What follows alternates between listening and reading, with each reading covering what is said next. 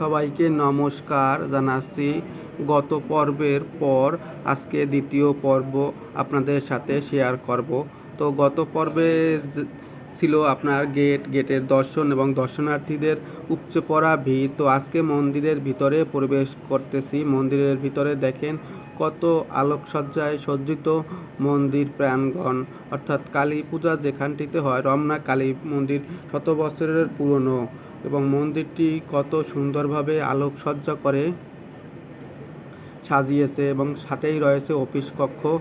যদি কোনো ঝামেলা হয় তখন সাথে অফিস কক্ষ রয়েছে এবং এখান থেকে হিন্দু ধর্মাবলম্বীদের বিভিন্ন রকমের বই বিক্রি করা হয়।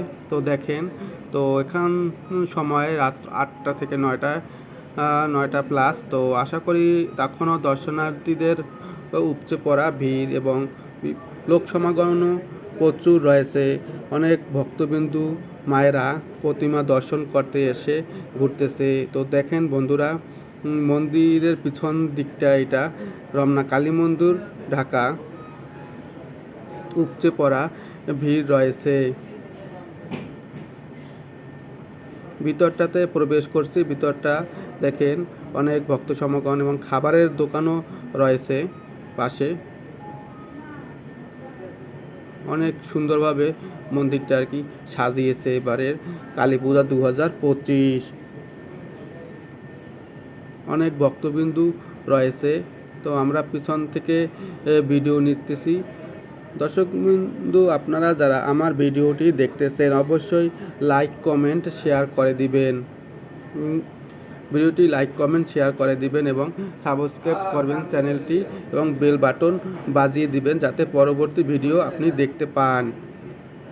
দেখেন অসংখ্য ভক্তবিন্দু তারাবাতি নিয়ে আলোকসজ্জা করতেছে।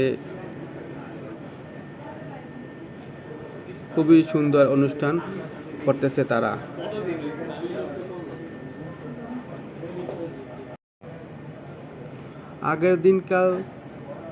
আগের দিনকার দিনে দেবীকে সন্তুষ্ট করতে পশুর রক্ত বা পশু বলি করে উৎসর্গ করা হয়। এছাড়া প্রসাদ হিসাবে লুচি এবং নানান ফল ভোগ দেওয়া হয় কালী পূজায়। তো আজকে আপনাদের সাথে কালী পূজার ইতিহাস ও কাহিনী সম্পর্কে খুঁটিনাটি বিষয় নিয়ে আলোচনা করব এবং ভক্ত সমাগমদের আমি দেখাবো। তো এখানে দেখেন এক দাদু এবং ঝাড়বাতির মতন একটা আলোকসজ্জা এটা আপনি জ্বালাই দিছে এবং এইটাই সবাইকে দেখাইতেছে এবং খুব দৃশ্যটা অনেক সুন্দরভাবে ফুটিয়ে তুলেছে সে। তো বন্ধুরা দেখেন কত সুন্দর আলোকিত করেছে জায়গাটি।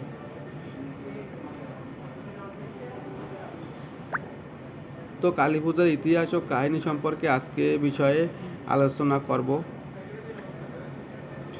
শক্তির দেবী হিসাবে শ্যামা বা কালী মূর্তি আরাধনা করেন শক্ত বাঙালিরা। হিন্দু শাস্ত্রে বলা রয়েছে, শাস্ত্র মতে যেসব দেবদেবীর পুজো করা হয় তাদের মধ্যে কালী পুজো অন্যতম। বলা হয় যারা সাধনা করে সিদ্ধি লাভ করতে চায় তার তন্ত্রমন্ত্র ক্ষমতার বিশ্বাসী, মানুষরূপী ঐশ্বরিক ক্ষমতার অধিকারী হতে চাইতে নিষ্ঠু সহকারে কালী পূজা করে থাকেন। বন্ধুরা, আমার উচ্চারণে যদি ভুল হয়ে থাকে আমি আপনাদের কাছে ক্ষমা দৃষ্টি চাচ্ছি। তো আপনারা দেখেন মন্দির প্রাঙ্গণ এবং ভক্ত সমাগম উপচে পড়া ভিড় রমনা কালী মন্দিরে। আশা করি সবাই ভিডিওটি সঠিক এবং সুন্দরভাবে দেখবেন এবং রাতের তো দৃশ্যপট ধারণ করতেও অনেক কষ্ট হয়েছে। তারপরও আপনাদের কাছে সর্বোচ্চ ভালোবাসাটা আশা করতেছি এবং সবাই লাইক কমেন্ট শেয়ার করে দিবেন এবং চ্যানেলটি সাবস্ক্রাইব করে দিবেন। আমার এই চ্যানেলে প্রতি শুক্রবার লং ভিডিও এবং প্রতিদিন শর্ট ভিডিও পাবেন। শক্তির আরাধ্য দেবী কালীর উগ্র ও ভয়ঙ্কর রূপ সৃষ্টির পেছনে আছে পৌরাণিক কারণ। ভারতের কালী পূজার উৎপত্তির বিকাশ এবং প্রচলন প্রথা সম্পর্কে নানান তথ্য চারিদিকে ছড়িয়ে রয়েছে। সেই সকল তথ্য কোনটা সহ আর কোনটা মিথ্যা তা কিন্তু বলা খুব মুশকিল। অতীত ঘাটলে তার উৎপত্তি সম্পর্কে নানান তথ্য আমরা পেয়ে থাকি। কালী মায়ের রূপের বর্ণনা আমরা সাধারণত কালী যে রূপের দর্শন পাই তিনি চতুর্ভুজ, অর্থাৎ তার 4টি হাতযুক্ত মূর্তি, খড়গ, অন্যটিকে অসুর মুগ্ধ, অন্য হাতগুলিতে তিনি বড় এবং অভয় প্রসাদ করেন। গলায় নরপশুদের মালা, প্রতিকৃতি ঘন কালো বর্ণের এবং রক্তবর্ণ, জীব মুখ থেকে বাইরে দিকে বেরিয়ে আসে। এছাড়া তিনি আলোকেশী মা কালীকে দেখে যায় শিবের বুকের উপর পা দিয়ে জিভ বার করে দাঁড়িয়ে থাকে।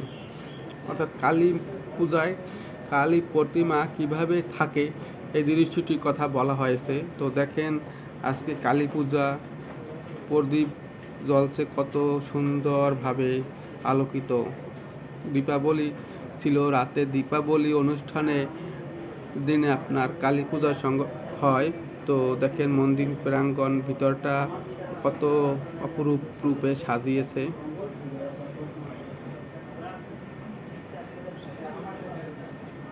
কালী পূজার প্রচলন কবে থেকে শুরু এ বিষয় নিয়ে আজকে আলোচনা করব। কালী পূজার কালী শব্দটি কাল শব্দের স্থির রূপ, যার অর্থ হল কৃষ্ণ বর্ণ বা গুরু বর্ণ। বিভিন্ন পুরাণ থেকে পাওয়া তথ্য অনুযায়ী মহামায়া মা দুর্গার অন্য একটি রূপ হল কালী। প্রাচীন গ্রন্থে পাওয়া তথ্য অনুযায়ী কালী একটি দানবীয় রূপ।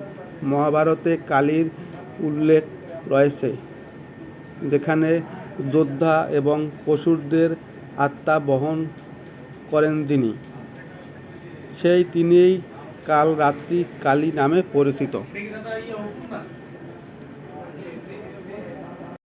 জানা যায় নবদ্বীপের এক তান্ত্রিক, যার নাম কৃষ্ণ নন্দন, তিনি বাংলার প্রথম কালীমূর্তি বা প্রতিমা পূজার প্রচলন করেন। তার আগে মা কালীর উপাসনা তাম্র পাটে বা খোদাই করে কালীর মূর্তি এঁকে মা কালীর প্রচলন সাধনা করেন। অষ্টাদশ শতাব্দীর নদিয়ায় রাজা কৃষ্ণচন্দ্র রায় কালী পূজাকে জনপ্রিয় করে তোলেন এবং এইভাবে মা কালীর প্রতিমা পূজার প্রচলন শুরু করে। 19 শতাব্দী বাংলা বিভিন্ন ধনী এবং জমিদারদের পৃষ্ঠপোষকতার কালী পূজার ব্যাপক প্রচলন শুরু হয়। তো ভক্ত সমাগম, কালী পূজার প্রচলন শুরু হয় কবে এটা আপনাদেরকে তুলে ধরলাম। তো মন্দির প্রাঙ্গণটা দেখলেন এবং খুবই আলোকসজ্জায় সজ্জিত করা হয়েছে। কালী পূজার একাধিক রূপ নিয়ে আলোচনা করব।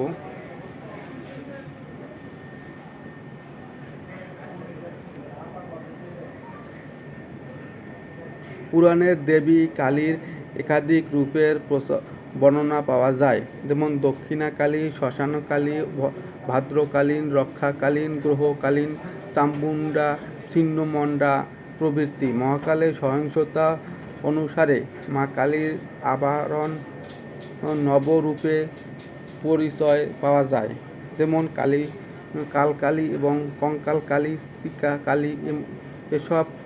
এমন সব রূপের পরিচালনা পাওয়া যায়। এছাড়া বিভিন্ন মন্দিরে ব্রাহ্মণময়ী, আনন্দময়ী, ভাবতারিণী আনন্দময়ী ইত্যাদি নামেও মা কালীর পূজা বা উপাসনা করতে দেখা যায়। কালী পূজার সময়কালে দুর্গাপূজার পরবর্তী অমাবস্যাতে দীপান্বিত কালী পূজা করা হয়। এছাড়া মাঘ মাসে রটন্তী কালী পূজা এবং জ্যৈষ্ঠ মাসের ফলহারিণী এবং কালী পূজা ধুমধাম করে অনুষ্ঠিত করা হয়। অনেক জায়গা প্রতি অমাবস্যা ছাড়াও বিভিন্ন সিদ্ধ পীঠে প্রতিদিন এবং প্রতি শনি মঙ্গলবার মা কালীর পূজা প্রচলন দেখা যায়। পৌরাণিক কাহিনী নিয়ে কিছুক্ষণ পর আপনাদের সাথে আলোচনা করব। তো দেখেন, ভক্ত সমাগম মন্দির প্রাঙ্গণ থেকে শুরু করে বাহির অবধি পর্যন্ত উপচে পড়া ভক্ত সমাগম রয়েছে। তো আপনাদেরকে দেখাইতেছি ভিডিওতে মূল কাহিনী সব পর্ব। তো অবশ্যই ভিডিওটি ভালো লাগলে লাইক, কমেন্ট, শেয়ার করবেন। আশা করি আপনাদের ভিতরেও আমার এই ভিডিওতে আপনারা আছেন এবং অবশ্যই লাইক, কমেন্ট, শেয়ার করবেন এবং চ্যানেলটি সাবস্ক্রাইব করে বেল বাটন বাজিয়ে দিবেন।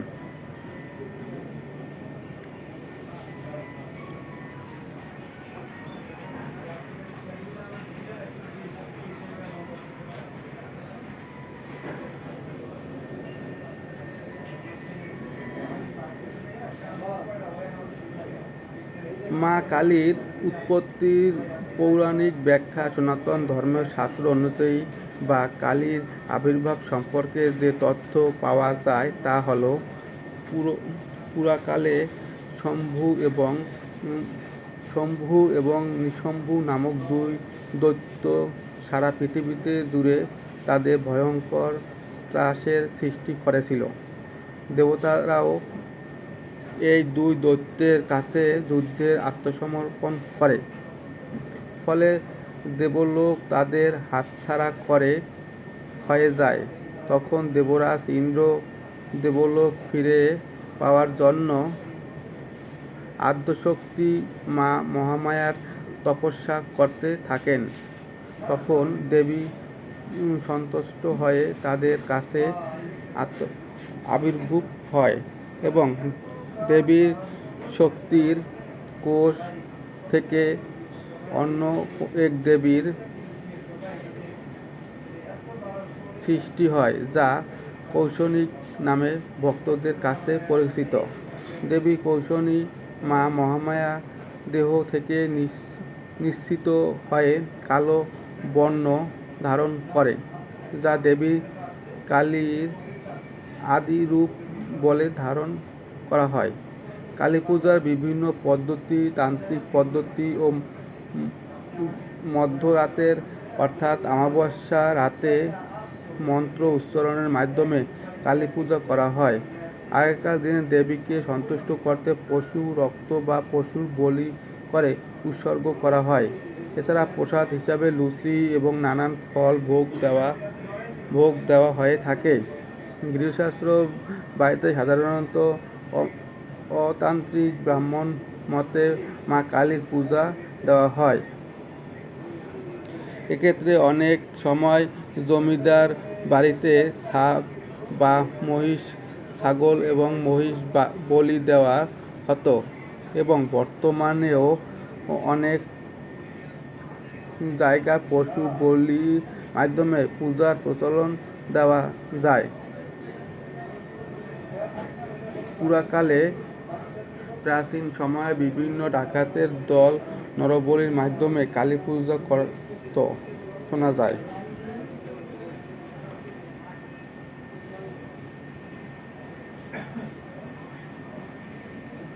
তো ভক্ত সমাগম, এখন আমি মন্দিরের ভিতরটাতে প্রবেশ করছি। তো অসংখ্য ভক্তবিন্দু মারা মন্দির দর্শন করতে এসেছে এবং দেখেন ভিতরে আরাধনা চলতেছে এবং বাইরের যে এখানে অনুষ্ঠান হচ্ছে এবং এখানে প্রদীপ জ্বালানো হচ্ছে।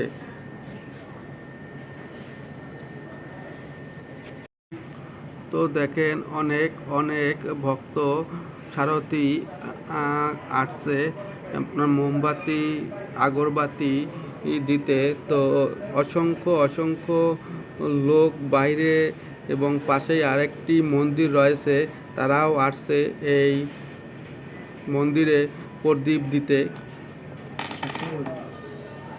আমরা এখন আছি একদমই সামনে, যেখানটাতে মায়ের সামনে থেকে প্রদীপ এবং মোমবাতি দিয়ে মাকে পুজো করা হয়, ওইখানটাতেই সামনে বরাবর রয়েছি। তো দেখেন অসংখ্য ভক্তবৃন্দুরা আসছে এই প্রদীপ জ্বালিয়ে মাকে আরাধনা করে।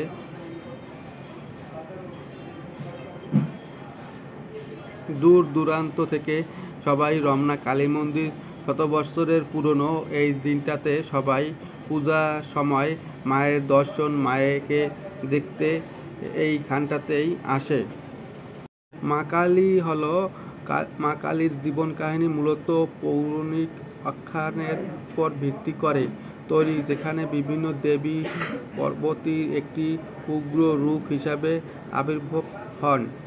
শম্ভু ও নিঃশম্ভু নামক দুই রাক্ষসের অত্যাচার থেকে মানুষের রক্ষা করতে তিনি আবির্ভাব হন। তিনি ধর্ম, সময় এবং মৃত্যু পরিবর্তনের প্রতীক এবং মহাজাগতিক শক্তি ও আদি পরামর্শ শক্তির একটি রূপ। তো একথা আপনাদের অবশ্যই আগে বলেছি যে মা কালী আবির্ভাব হয়েছিল দুটি দৈত্যকে নিধন করতে। তো দৈত্যদের মারার জন্যই মা কালী আবির্ভাব হয়েছে। তো দেখেন মন্দিরের এ সাইড এবং বাইরা সাইড খুবই দর্শনার্থীর ভিড়, অতুলনীয় ভিড় রয়েছে। মানে দর্শনার্থী এদিকে ভিড় এবং ওদিকেও ভিড় রয়েছে, খুবই ভিড়। তো আশা করতেছি যারা যারা আমার এই ইউটিউব চ্যানেলে সাবস্ক্রাইব রয়েছেন তারা অবশ্যই বেল বাটন বাজিয়ে দিবেন নিত্য নূতন ভিডিও পেতে। দেন শ্রী আনন্দময়ী আশ্রম রয়েছে এখানে।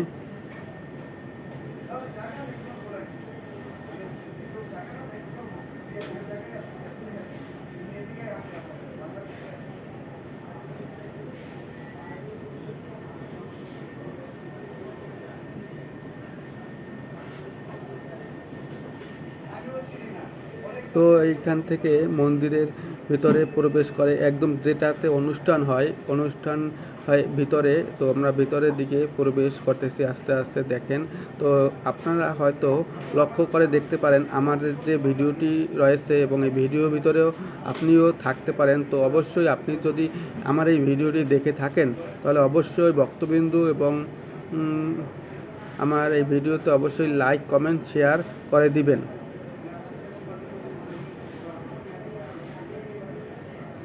তো দেখেন এখানে আর কি একটু জায়গা নিয়ে সবাই মিলে আর কি প্রদীপ জ্বালানো হয়েছে এবং বিভিন্ন দর্শনার্থীরা ছবি তুলছে মায়ের মন্দির প্রাঙ্গণে। দেখেন অসংখ্য লোক মন্দির প্রাঙ্গণে ছবি তুলছে এবং ভিডিও করতেছে, প্রদীপ জ্বলতেছে, প্রদীপ জ্বালিয়েছে। এবং ওই দিনটাতে আপনার দীপাবলি অনুষ্ঠান ছিল, অনেকে দীপাবলিও দিতেছে। তো আমরা ভিডিও পার্ট 2 দ্বিতীয় পর্যায়ে চলে আসছি। তো যারা যারা তৃতীয় পার্টের জন্য অপেক্ষা করতেছেন তারা অবশ্যই সাবস্ক্রাইব করে তৃতীয় পার্টের জন্য বেল বাটন বাজিয়ে দিবেন এবং পরবর্তীতে আপনাদের আবার তৃতীয় পার্ট ভিডিওটি দেওয়া হবে।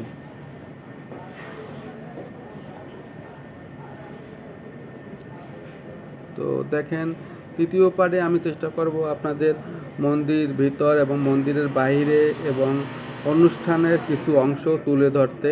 আশা করি সবাই আমার সাথে থাকবেন।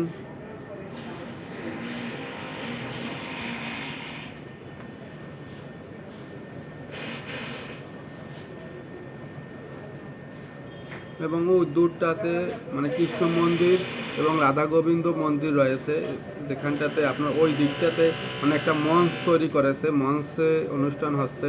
তো আমরা পরবর্তী ভিডিওতে চেষ্টা করব মঞ্চের অনুষ্ঠান এবং মঞ্চের বাহিরে ভক্ত সমাগম এবং কাছ থেকে আপনাদের ভিডিও দিতে। তো যারা যারা দ্বিতীয় ভিডিও দেখবেন অবশ্যই সাবস্ক্রাইব করে দিবেন আমার চ্যানেলটি, তাহলে অবশ্যই দ্বিতীয় ভিডিওটি আপনার কাছে পৌঁছে যাবে।